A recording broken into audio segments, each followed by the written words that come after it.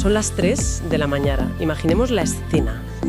Alguien se despierta de repente en el frío suelo de la cocina, con manchas de chocolate en las orejas. Madre mía, qué cuadro. Sí, un cuadro total. Restos de glaseado de tarta por toda la frente y cero memoria. O sea, absolutamente ninguna idea de cómo se ha llegado hasta ahí. Ya. Y no ha habido ninguna fiesta espectacular, ni se estaba celebrando ningún evento especial ni nada. Simplemente el cerebro ha vuelto a ejecutar un sabotaje maestro contra todas las buenas intenciones de su dueño. Claro, es que ese apagón de control, fíjate, es fascinante desde un punto de vista clínico. Yo estoy convencido de que es un fenómeno universal. Y lo peor es que no se limita a la comida en absoluto. Que va para nada. Ocurre exactamente lo mismo con la productividad. Pongamos que alguien se sienta en el escritorio con una determinación de hierro para estudiar un tema súper denso. Digamos, la historia del Imperio Platanero de 1823. Un tema apasionante, seguro. Exacto. Abre el libro, lee la primera línea y la pantalla del teléfono se ilumina con una notificación. Y ya está. Se acabó. Totalmente. 3 horas después, esa misma persona está tirada en la alfombra, rodeada de envoltorios de patatas fritas, viendo por quinta vez un vídeo de monos japoneses bañándose en aguas termales. Es que es de locos. Pero a ver, ese agujero negro de la atención y de la voluntad no es una simple falta de disciplina, es un fallo neurocognitivo en toda regla. Y precisamente por eso la misión de nuestra inmersión en las fuentes de hoy es desentrañar cómo podemos, hackear este sistema defectuoso. Estoy segura de que a quienes nos escuchan les va a resultar súper útil. Sin duda. Porque vamos a cruzar los conceptos divulgativos del canal Monoverso Mental, que desmenuza toda esta adicción al azúcar y los famosos retiros de dopamina, Sí. con los análisis clínicos tan rigurosos del doctor Carlos Jaramillo sobre cómo reiniciar un cerebro que está básicamente frito por la sobreestimulación moderna. Es una combinación buenísima. Porque para lograr este reinicio, el primer paso, y esto es innegociable, es aceptar una verdad bastante incómoda. A ver. La fuerza de voluntad es un mito. Totalmente. Confiar en la pura fuerza bruta mental para cambiar hábitos a largo plazo es una batalla perdida desde el inicio. El abordaje real requiere entender la maquinaria interna y aplicar lo que llamamos un hackeo neurocognitivo. Vale, pues vamos a desgranar esto, vamos a desmontar esa maquinaria, empezando por el origen evolutivo del problema, que me parece fascinante. Es la base de todo. Claro, porque si no comprendemos el desfase que hay entre nuestra biología y nuestro entorno actual, seguiremos culpándonos inútilmente. En el fondo, y esto es clave, llevamos un mono cavernícola al mando de las operaciones. Literalmente. Un mono diseñado a la perfección para sobrevivir en las llanuras del año 50.000 a.C. Y fíjate, es un diseño impecable para la escasez, pero absolutamente catastrófico para la abundancia. Ya. En aquella época prehistórica, la dopamina era el motor principal de la supervivencia. No era la molécula del placer como suele creerse erróneamente en la cultura popular. Ah, eso es súper importante aclararlo. Claro, era la molécula de la motivación, de la búsqueda constante. Al avistar, un arbusto lleno de bayas maduras tras días de caminar sin rumbo, el cerebro liberaba un torrente de dopamina que gritaba: energía rápida y densa, consume todo eso inmediatamente antes de que se pudra o antes de que venga un depredador. Cómetelo todo ya. Exacto. Ese sistema impulsivo e insaciable fue lo que salvó a la especie humana de morir de hambre en su momento. Pero claro, el contraste es que hoy en día, para el aprendiz curioso que nos esté escuchando, la realidad es vivir a 3 minutos de un supermercado. Un supermercado que está abierto a las 24 horas del día. Madre mía, sí. Con pasillos enteros dedicados a carbohidratos refinados, que además están diseñados en laboratorios para ser irresistibles. Ya no hay que huir de tigres dientes de sable, y la recompensa más absoluta está, literal, a un solo deslizamiento de dedo en una pantalla de cristal. Lo irónico de todo esto es que nuestra biología sigue operando bajo las reglas de la edad de hielo. O sea, no se ha actualizado. Para nada. El sistema nervioso ve una vitrina llena de croissants o recibe el destello de una notificación en el móvil y su programación primitiva asume de inmediato que se trata de un recurso escaso que garantiza la supervivencia. Claro, entra en modo pánico de supervivencia. Exacto. Y aquí es donde el análisis del Dr. Jaramillo resulta súper revelador al explicar la mecánica pura de la dopamina. Estamos hablando de un neurotransmisor de carácter excitatorio.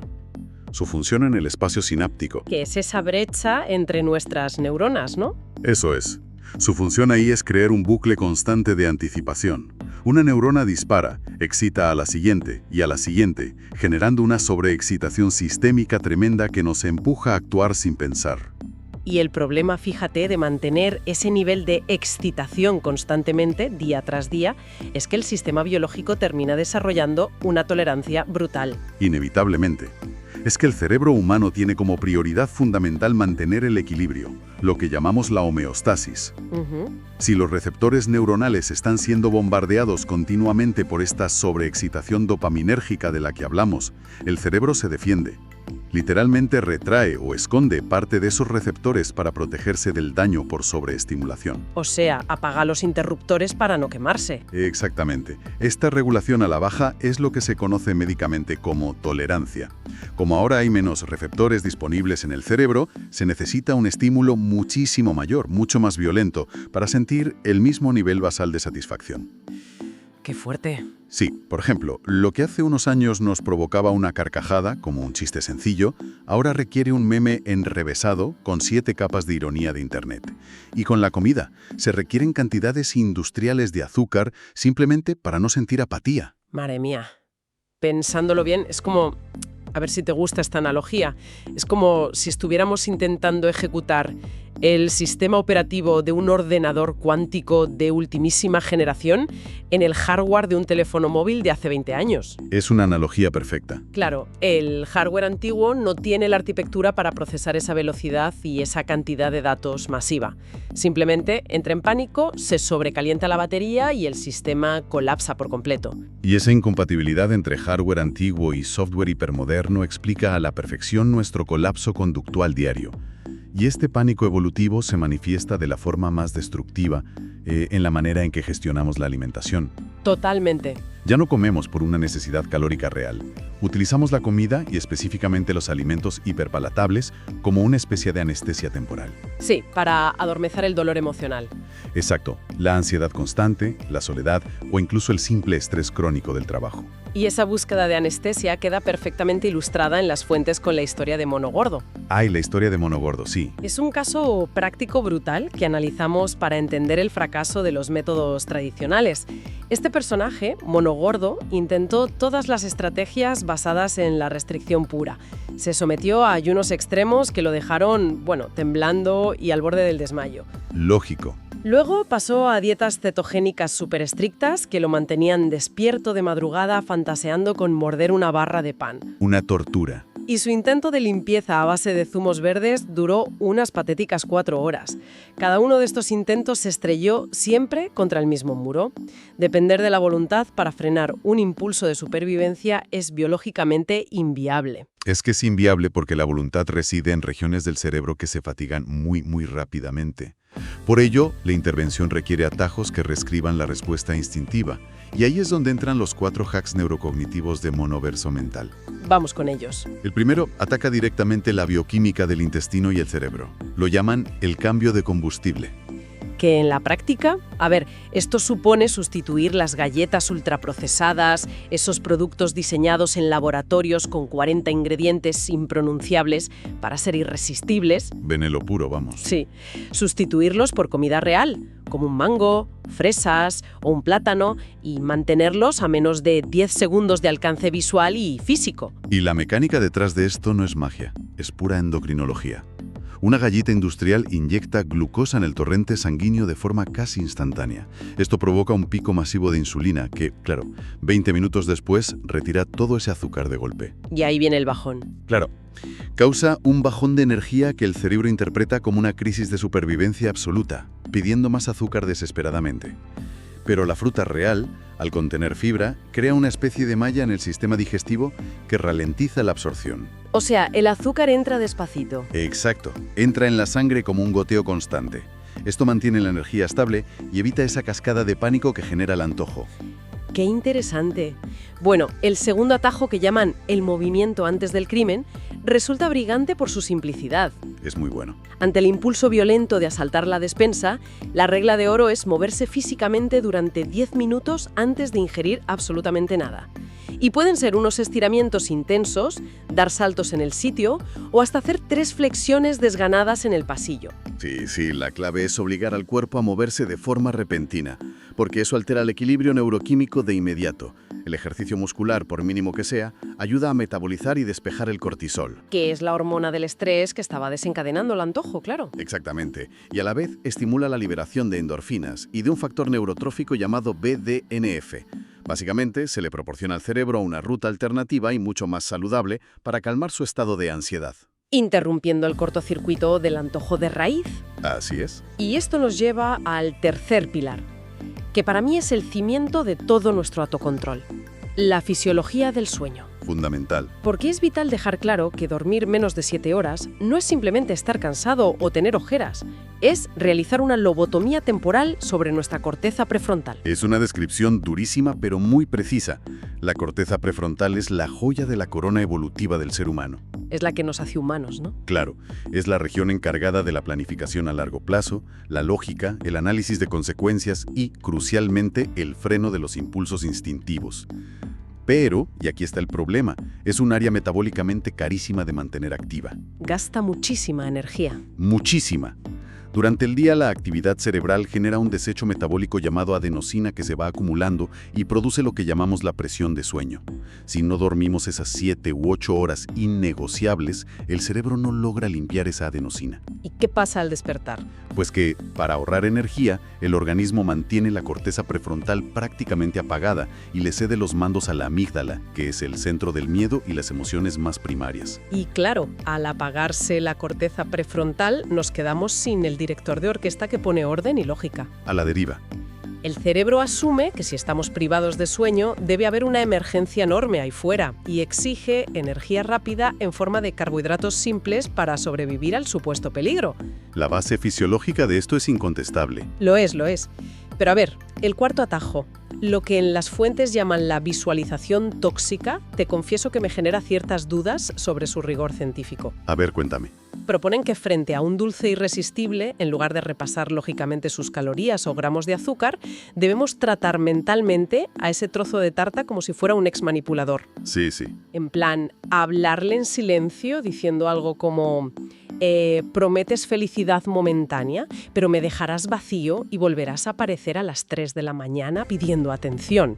Quedas bloqueado y fuera de mi vida. Sinceramente, te pregunto, ¿tiene algún respaldo neurocientífico imaginar que un pastel es un villano de telenovela? ¿O es solo un truco divertido sin base real? Es una pregunta muy válida, pero fíjate, lo fascinante aquí es que detrás de esa aparente ridiculez se esconde un profundo conocimiento de la arquitectura cerebral. Recordemos que el sistema límbico, que es el centro emocional primitivo del que hablábamos, no procesa la información en hojas de cálculo. Ya. Conceptos abstractos y a largo plazo como colesterol, resistencia a la insulina o esperanza de vida no significan absolutamente nada para la amígdala. Es un idioma que no entiende. Sin embargo, procesa de forma brillante y fulminante las historias, las narrativas de peligro y las amenazas sociales. O sea que, al crear una narrativa de traición, estamos inyectando una emoción lo bastante fuerte como para competir de tú a tú con el deseo. Efectivamente. La razón pura, que opera de forma lenta y reflexiva en la corteza prefrontal, suele perder la batalla contra la rapidez del deseo instintivo. Siempre llega tarde, pero al convertir el estímulo en un enemigo personal, en una especie de parásito manipulador, se evoca una emoción primaria de rechazo y aversión. ¡Qué curioso! Esa aversión emocional viaja por circuitos neuronales igual de rápidos que el deseo, chocando frontalmente con él y cortocircuitando el impulso. Se utiliza el propio idioma emocional del cerebro antiguo para detenerlo. Es hackear el sistema operativo usando su propio código fuente emocional. Me encanta. Es muy inteligente. Ahora bien, este nivel de hiperpalatabilidad que destruye la voluntad en la alimentación tiene un gemelo oscuro y exacto en el mundo digital: la hiperestimulación de las pantallas. Tela con eso. Y esto ha provocado la respuesta casi desesperada del famoso detox de dopamina, un concepto que vemos por toda Internet y que, a la luz del análisis clínico, se suele aplicar de manera desastrosa. Sí, la versión popularizada de este retiro de dopamina es una receta garantizada para la recaída severa. precisamente porque ignora por completo la biología de la abstinencia. El clásico intento de apagón digital de golpe ilustra muy bien este desastre. Alguien decide guardar el teléfono en un cajón, apagar todos los monitores y sentarse en el suelo en posición de loto, en silencio absoluto, para, entre comillas, limpiar su mente. Un error de manual. Total. Durante los primeros 10 minutos, el silencio es interrumpido por fantasías intensas sobre comida basura. En la segunda hora, la meditación muta en contar obsesivamente las motas del polvo del suelo. En la cuarta hora, se desarrolla una urgencia incomprensible por clasificar los calcetines del armario según el tamaño del agujero o la antigüedad del algodón. Es que el cerebro busca estímulos desesperadamente. Claro. Y llegados a las 4 horas y media, la persona está sollozando suavemente en la cama mientras hace un scroll frenético e infinito por TikTok. Es un cuadro trágico, pero muy real. Y el doctor Jaramillo es contundente al analizar este patrón. Lo que está experimentando esa persona no es falta de disciplina, es un síndrome de abstinencia clínico real, con síntomas físicos cuantificables. Una abstinencia equiparable a nivel de receptores a dejar sustancias muy potentes, ¿no? Totalmente comparable a nivel bioquímico. Cuando se corta de tajo una fuente masiva y constante de dopamina artificial, los niveles caen en picado. Pero el cerebro sigue teniendo una cantidad reducida de receptores. ¿Recuerdas la tolerancia que mencionamos antes? Sí, que los había escondido. Eso es. Esta desregulación masiva enciende alarmas neurológicas gravísimas, que se traducen en dolores de cabeza pulsátiles, irritabilidad extrema, ataques de ira irracional y episodios de profunda desesperación y apatía. Madre mía. El análisis médico de Jaramillo estipula que la regeneración de la sensibilidad dopaminérgica, o sea, la neuroplasticidad necesaria para volver a un estado basal saludable, no se alcanza en un retiro heroico de un fin de semana. Es un proceso de desescalada lenta que requiere en torno a 90 días continuados. O sea, 90 días. Es un trimestre entero lidiando con un sistema nervioso que exige a gritos su estímulo. Y si eliminamos esa dopamina barata que nos mantenía anestesiados y pasamos por ese túnel oscuro de la abstinencia, tiene que haber un elemento que reemplace esa función, porque el vacío emocional sería insoportable. Esto plantea una pregunta importante. ¿Ese vacío neurológico es la clave del fracaso de casi todos los procesos de desintoxicación? La respuesta clínica a ese abismo es el fomento activo de un neurotransmisor complementario, la serotonina. Ah, la serotonina. Sí. A lo largo del análisis de hoy hemos perfilado la dopamina como una fuerza excitatoria, rápida, transitoria y orientada siempre al quiero más, lo quiero ahora y solo para mí. Muy egoísta, sí. Exacto. Pues la serotonina representa el espectro opuesto. Es un neurotransmisor inhibitorio que calma toda esa cascada eléctrica. Es decir, actúa como el freno de mano del sistema nervioso frente a la sobreestimulación. Exactamente. Su presencia le indica al organismo que todo está bien, que no hay necesidad de buscar más recursos como locos, induciendo una profunda sensación de saciedad y serenidad. Se sintetiza a través de acciones lentas y sostenidas. ¿Como cuáles? Y de forma muy documentada en clínica, la práctica consciente de la gratitud. Al saturar el cerebro de serotonina, se reduce drásticamente la vulnerabilidad biológica a los picos impulsivos de dopamina. O sea, aquí es donde se pone realmente interesante la cosa. Viendo esa dinámica, resulta súper útil visualizar la dopamina como ganar repentinamente un premio en metálico en el casino. Me gusta.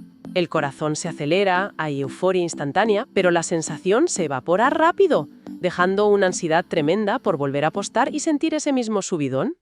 Es inherentemente inestable. Totalmente inestable. La serotonina, en cambio, operaría como a las aportaciones silenciosas y mensuales a un plan de pensiones o un fondo de inversión a largo plazo. No te genera taquicardias de alegría un martes por la mañana, claro. ¿Ya no es un subidón? No, pero año tras año construye una red de seguridad y una paz mental inquebrantable que te protege frente a la bancarrota emocional. Es una analogía brillante. Esa distinción entre la euforia precaria de la dopamina y la serenidad sostenida de la serotonina es el núcleo de la salud mental moderna. Pero claro, aquí hay un problema práctico. Mientras construimos pacientemente esa reserva de serotonina y gestionamos la desintoxicación digital, hay que seguir funcionando en el mundo real. Ya, hay que seguir pagando facturas. Exacto. Y aquí surge la gran aplicación práctica de las fuentes. ¿Cómo manipulamos un cerebro adicto a la inmediatez para que tolere y ejecute trabajos profundamente aburridos, difíciles o tediosos? Claro, estudiar o limpiar. Pues para sortear esa resistencia, la estrategia que nos dan pasa por las trampas de guerrilla mental, que son un diseño de entorno que obliga al mono cavernícola a cooperar sí o sí. ¿Y cuál es la primera táctica que proponen? La primera táctica del moniverso mental es el ritual teatral. Si la tarea es, por ejemplo, redactar un informe súper denso, no basta con sentarse y abrir el documento.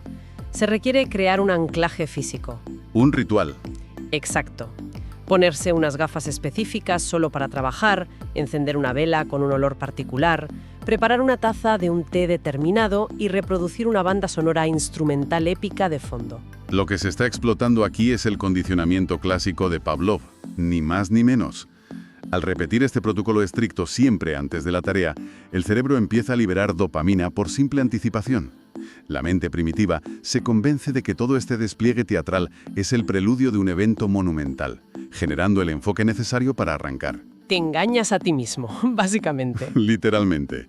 Y una vez iniciada la acción, interviene la segunda trampa, la regla del tigre. Que se basa en la urgencia absoluta de la supervivencia.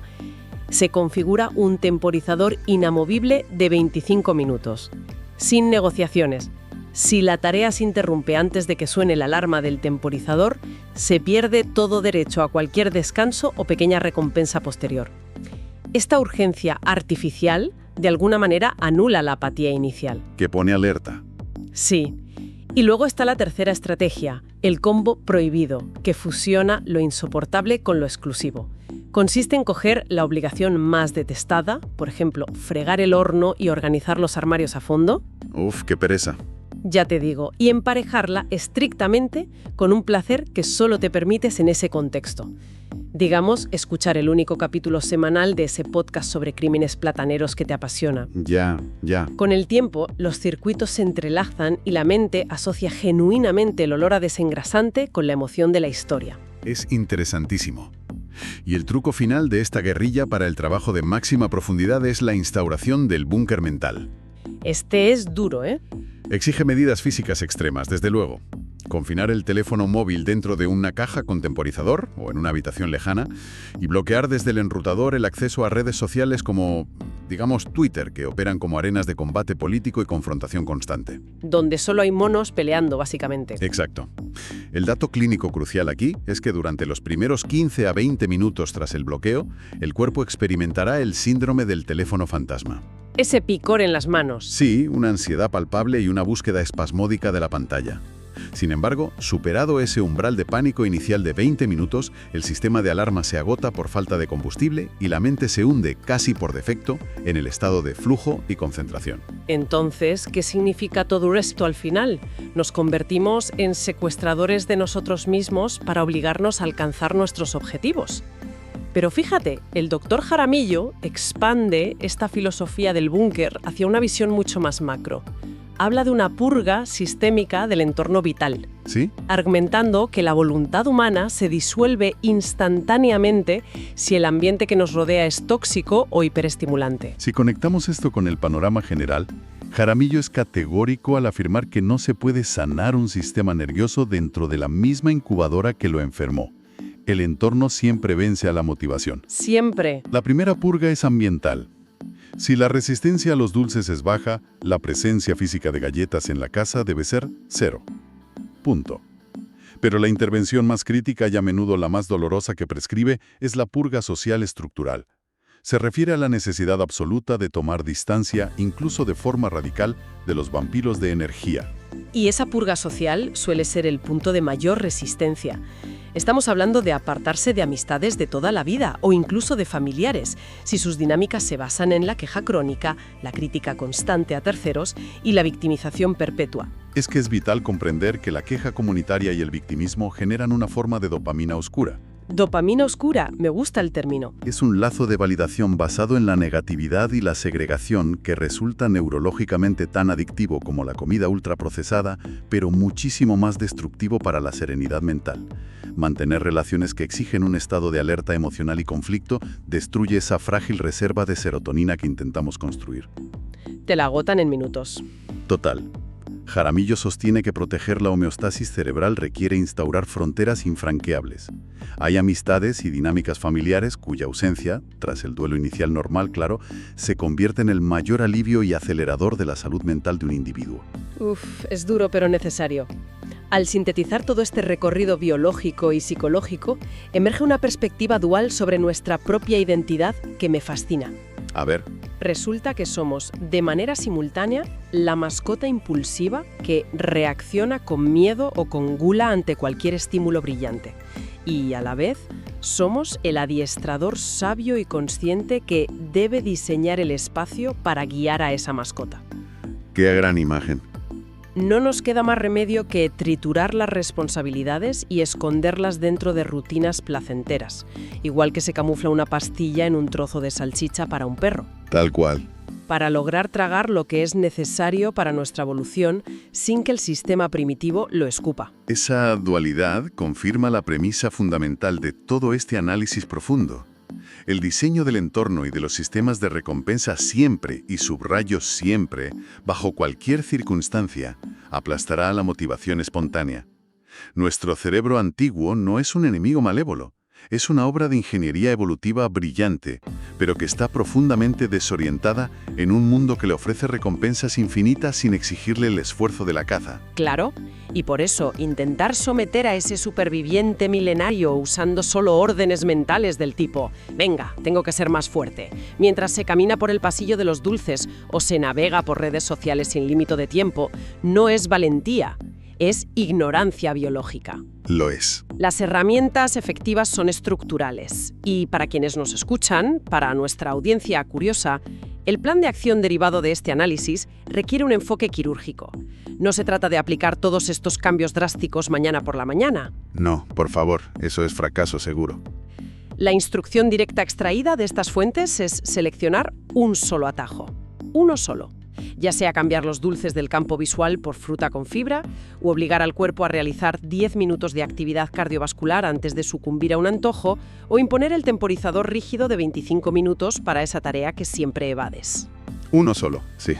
La clave del éxito neuroplástico es aplicarlo con consistencia inquebrantable durante un ciclo inicial de 7 días, sin apuntar a la perfección monástica en absoluto, únicamente a la repetición constante.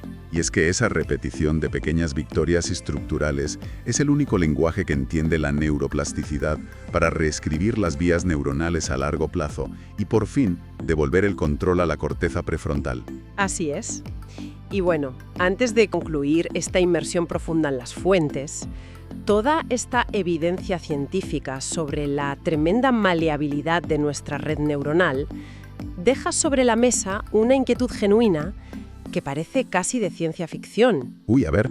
Hemos diseccionado cómo el sistema nervioso se adapta con una rapidez aterradora, regulando a la baja sus receptores para sobrevivir a la hiperestimulación contemporánea. Ya nos encontramos en un punto histórico donde necesitamos orquestar trampas psicológicas complejas, bloquear dispositivos en cajas fuertes y crear narrativas dramáticas locas simplemente para ser capaces de sentarnos a leer un documento denso durante media hora o para elegir una manzana en lugar de un bollo industrial. Dice una adaptación biológica a la baja que, lejos de frenarse, se está acelerando a un ritmo brutal con las nuevas tecnologías persuasivas. Claro, y es precisamente esa aceleración la que nos enfrenta a una duda ineludible. Fíjate, si los algoritmos de recomendación, la inteligencia artificial y la industria de la comida ultraprocesada continúan optimizando esta senda de gratificación química e instantánea infinita, haciéndola cada vez más potente, más barata y predictiva, llegará un punto de inflexión evolutivo quizá en un par de generaciones en el que la capacidad de motivación natural intrínseca del ser humano se atrofie por completo. ¡Ostras! Me refiero a que el deseo de esforzarse por objetivos a largo plazo se vuelva a nivel estrictamente biológico obsoleto. Es una posibilidad aterradora. O, por el contrario, la humanidad se verá obligada a vivir en búnkeres de privación de estímulos, peleando a diario para no despertar de forma metafórica a las 3 de la mañana en el suelo de la cocina, intentando comprender en qué momento volvió a perder el control. Menudo panorama. Es una idea monumental para dejar resonando y procesando, Esperamos que este análisis cruzado de las fuentes haya iluminado los engranajes ocultos de la voluntad de nuestra audiencia. Hasta la próxima inmersión.